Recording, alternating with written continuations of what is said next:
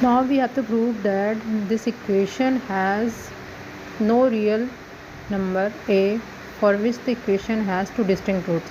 We have to prove that no real number a for which this equation has two distinct roots in this closed interval, right? Now suppose we suppose the contradiction by contradiction hypothesis. We have supposed that fx equals to 0 has two distinct roots, right? Now alpha and beta, that is f has two zeros, alpha and beta. Alpha beta is not equals to both in closed interval 0 comma 2. Without loss of generality, we can suppose alpha is less than to beta, then alpha comma beta, closed interval alpha comma beta is contained in closed interval 0 comma 2. So as we know that f is a polynomial function, then f is clearly a continuous function, right? If it is continuous closed interval and it is derivable also, its derivative also exists alpha comma beta in alpha comma beta.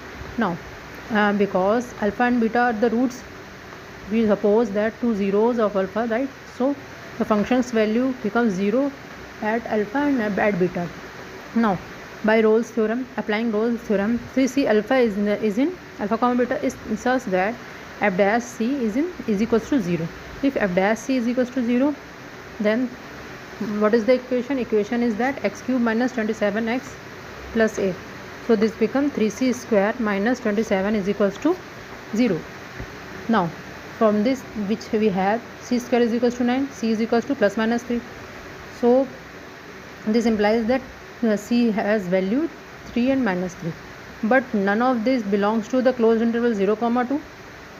So this implies that there is no real number a for which the equation has two distinct roots, right? Because this 3 and minus 3, which both are not even belongs to in closed interval 0 comma 2, because we assume that it has distinct roots in this closed interval, but 3 and minus 3 is greater than to 2 and minus 3 is less than to 0, so it does not belongs to this.